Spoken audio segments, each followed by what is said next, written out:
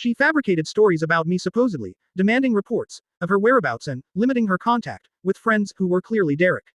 When the judge asked about the withdrawn money, Britney claimed she had only withdrawn the necessary amount to pay her lawyer, and that she was entitled to half the joint funds. This is where Dave struck. He presented bank statements confirming she had withdrawn an amount significantly exceeding reasonable legal fees and transferred a substantial portion to a new, personal account under only her name. Then Dave presented the photos of her car at BMW and proof that she had lied about her location. The judge frowned. He quickly issued a temporary order, immediate restoration of my access to joint accounts, freezing the joint savings account, and Britney's return of the excessively withdrawn amount. She was furious, her face flushed with anger. It was a small but significant win. She thought she could just lie and win. She was wrong.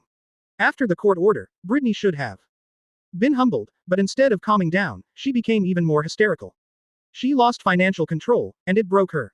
Last night, while I was sleeping at my friend's house, she called me from a blocked number. She had blocked my number after the hearing. I answered, and it was her, but the voice was different, not angry, but overly dramatic and sobbing. You're destroying my life. I can't take this. If you keep this up, I don't know what I'll do. I can't live without you. I'm going to kill myself. It will be on your conscience. This was classic, bitchy manipulation on the verge of hysterics to induce guilt. My lawyer, Dave, had warned me she might resort to this. Elle responded calmly, like a robot. Britney, if you are genuinely considering harming yourself, you should call emergency services or a mental health hotline immediately. All communications must go through our lawyers. I am hanging up now. She immediately called back. No. Wait. Please. I love you. It was a mistake. I'll break up with Derek. Give me another chance. We can fix this. Please don't file for divorce. I'll give everything back. Just don't want to be Alanelle. For the first time, I heard something resembling an admission of guilt from her, but I knew it was just fear of losing the house and comfort, not true remorse. It was a hysterical, desperate plea. I hung up. 3 months have passed. The legal battle is slowly coming to an end.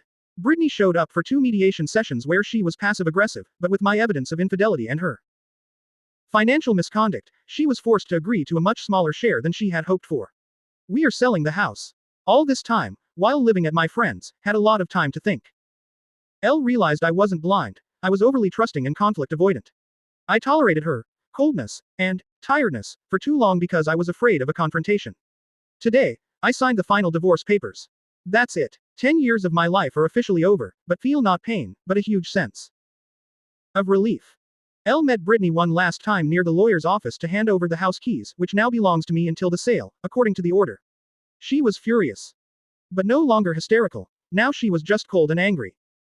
She threw out, "You ruined my life. I hope you're happy you won, even though you'll never get what you had with me." Elle just smiled because I knew what she meant by had constant emotional control, lies, and her bitchy behavior. My answer was simple and true. Elle won. Because I am now free from a person who lies, manipulates, and cheats. I'll get much more. I gave her the keys and walked away. Elle got back to the car and felt a lightness for the first time in a long time. My friend helped me move into my small apartment and started over. I reconnected with old friends Britney made me ignore. I even started real running, focusing on myself, my health, and my future. Share your thoughts on this situation in the comments. And thank you for walking.